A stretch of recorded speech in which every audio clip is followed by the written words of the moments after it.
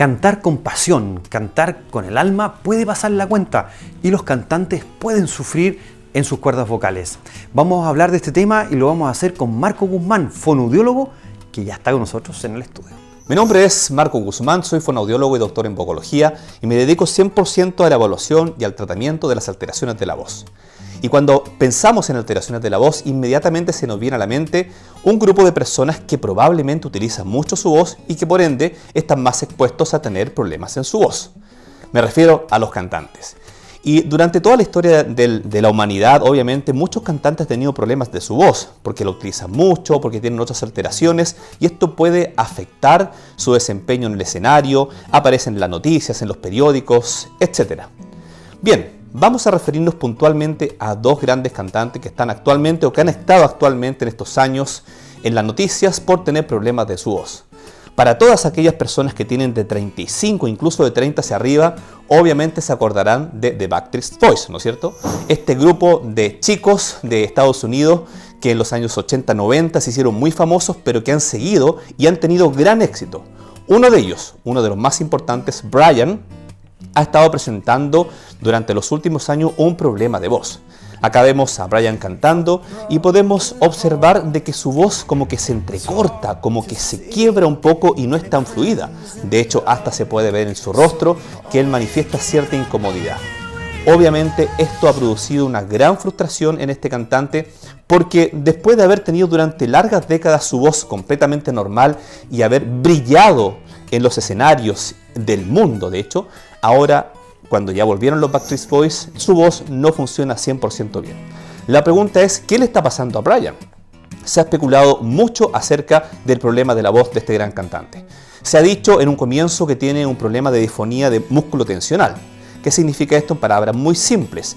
A pesar de que la disfonía músculo-tensional, si lo tomamos desde el concepto básico, significa de que la persona tiene disfonía porque hay exceso de tensión en los músculos de la garganta y del cuello. Ese es el concepto inicial. O sea, cuando Brian, por ejemplo, canta y la voz se le quiebra, se supone que si el diagnóstico es disfonía músculo-tensional, es porque los músculos de su garganta se están tensando más de la cuenta y por ende existen estos como espasmos en la voz. Sin embargo, el concepto de disfonía músculo-tensional está altamente cuestionado actualmente en el mundo, puesto que nunca se ha medido realmente de forma objetiva o no se hace en la clínica, por lo menos, la tensión de los músculos que están involucrados en el proceso de producción de la voz. Entonces, decir que una persona tiene disfonía, o sea, alteración de la voz, porque sus músculos tienen exceso de tensión, es una suposición que la verdad no tiene mucha base científica ni tampoco clínica.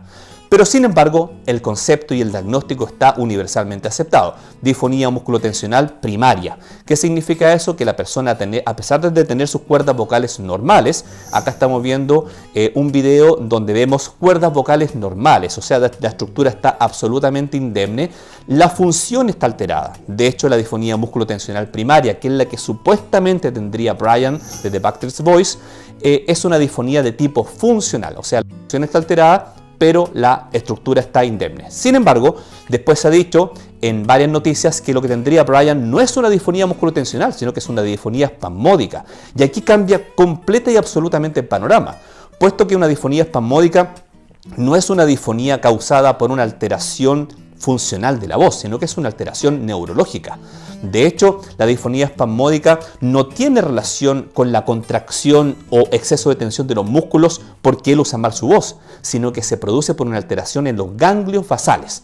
Los ganglios basales son estructuras del cerebro, estructuras subcorticales, como estamos viendo acá, que tienen la función de controlar movimientos automáticos y muy finos en diferentes partes del cuerpo, entre ellos los músculos que están involucrados en la producción de la voz.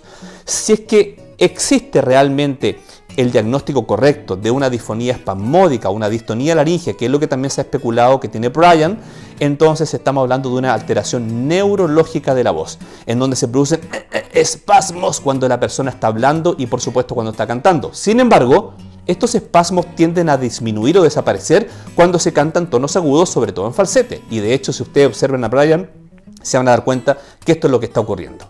Vamos ahora a hablar de otra cantante, Miley Cyrus. Miley Cyrus es una cantante que también en los últimos años se ha presentado problemas de la voz.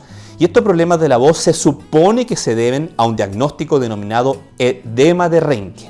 El edema de Reinke, como estamos viendo acá en la imagen, es una alteración, es una inflamación de las cuerdas vocales, donde estas cuerdas vocales se ponen muy gordas, muy gruesas. Sin embargo, acá hay algo que me causa mucha curiosidad en este diagnóstico, puesto que se dice, si ustedes buscan en internet Miley Cyrus, problemas de voz, se van a dar cuenta de que ella señala que tiene el diagnóstico de edema de Reinke, pero dice que se le produjo porque usa mal su voz, porque la utiliza de mala forma, porque no la cuida.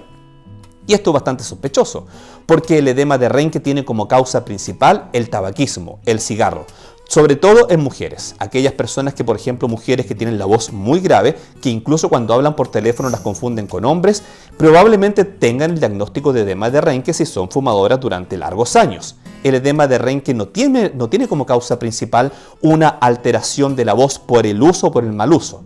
Por ende, es un poco extraño que ella diga que el diagnóstico es edema de Reinke. Por ahí también estuve buscando y se dice que ella tiene un pólipo, lo cual hace más sentido. Acá estamos viendo lo que es un pólipo, algo completamente diferente a un edema de Reinke.